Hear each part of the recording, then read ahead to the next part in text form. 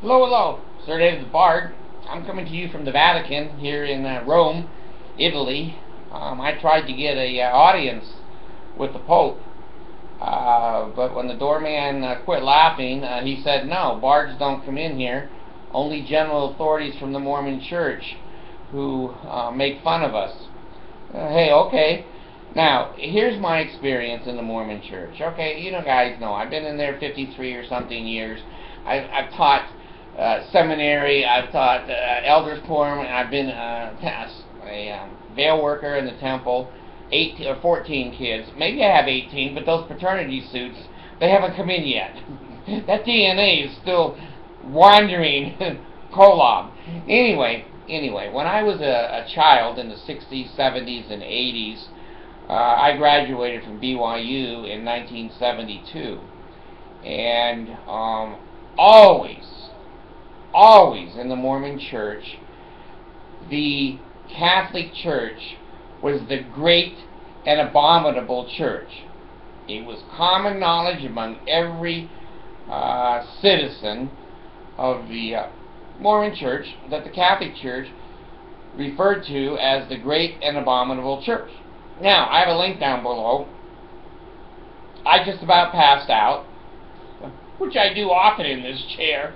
Anyway, one of the first presidency, Irene, I guess, Irene or Irene, who knows, who cares, went and met the Pope.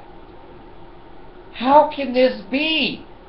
The Mormon Church thinks he is the head, the Pope, of the great and abominable church. Now, I don't know if the Pope reads the Book of Mormon. He wants to turn more white, so he should read it more often. However, the Mormon Church just stuck it up the butt of the Catholics. They think the Catholic Church is the great and abominable church, and they went over there and shook their hand. So, who's fucking who? In construction, we used to call this a clusterfuck. It's unbelievable that the Mormon Church would bow down and worship the great and abominable church, and it's unbelievable that the Catholic Pope isn't smart enough to say, the Mormons aren't coming to this conference. They've made fun of us for 100 years, and they think we're the great and abominable church. Screw them. Let's leave them on the outside of any religious meetings. So anyway, here you see the quid pro quo of mankind and the silliness of religion. The silliness of religion. It reminds me a lot of Vietnam. You know, I was a Vietnam kid. I didn't go to Vietnam. I like Canada. Much better than a bouncing Betty. Bouncing Betties had a tendency to blow your nuts off, okay? I wasn't fond of that idea. And politically, I was against that war. Well, I didn't fight, and the guys that did, most of them are drug addicts, but that's beside the point. At least they went over there and did the best they could in a war that the government would never let us win. Those poor guys ruined their lives, and I'm sad for them. Now, it was the conscience of the United States that hated Vietnam. Those little tiny guys in pajamas and barefooted and a handful of rice beat the most powerful country in the world.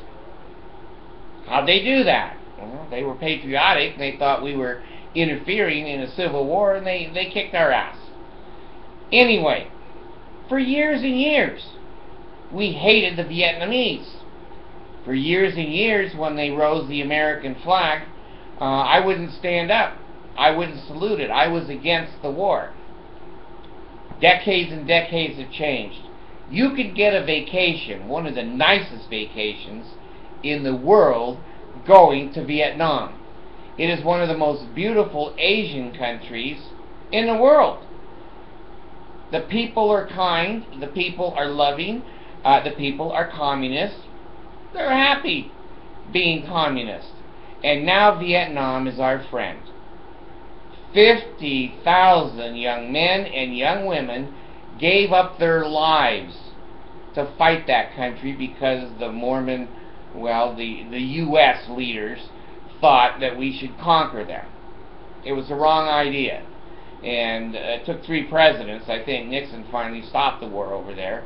And the draft lottery, my number was, I think, 315. And boy, they went to 297 in my draft board in Ventura, California. And, you know, my bags were packed and it said, "Welcome to Canada." So anyway, this is the irony of mankind. They learn to hate and hate and hate.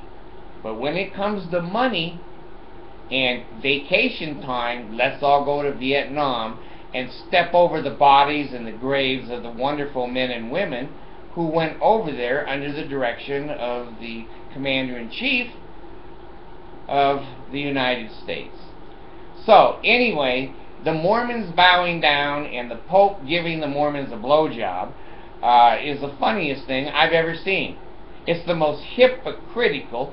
I had tremendous respect for this new Pope. I thought he was a pretty sharp boy, and he was doing a lot for the poor and the molested children, etc. But when he shook the hand of one of the first presidency, how come someone didn't say, "Why didn't you send the president of your church?" You know, when the president of the United States goes to another country and they get a Filipino maiden who cleans the hotel to greet him, that's an insult. President shows up, the president of the country greets him. Standard procedure, but not the Mormons. They don't have any common sense, and the Pope, I guess, was gracious enough to take the second man in charge rather than Monson. Monson probably couldn't say anything because of dementia and because of the embarrassment of what's going on in the Mormon church, so he sent his right-hand man. That's an insult in and of itself also. So I don't know, neither one of them have health in the navel, marrow in the bones, strength and willing to send you, power, etc., etc. Don't cut my throat, don't cut my stomach, pay me, lay me, and nail me, that's okay. Oh God, hear the words of my mouth. And Marie, you can't wait forever. Okay? The Bard has boundaries. The Bard has boundaries. I've had a crush on you for 60 years. Another 60 years, you're out, girl. You're out, girl. I'm going to move on in my life. Bard's gone.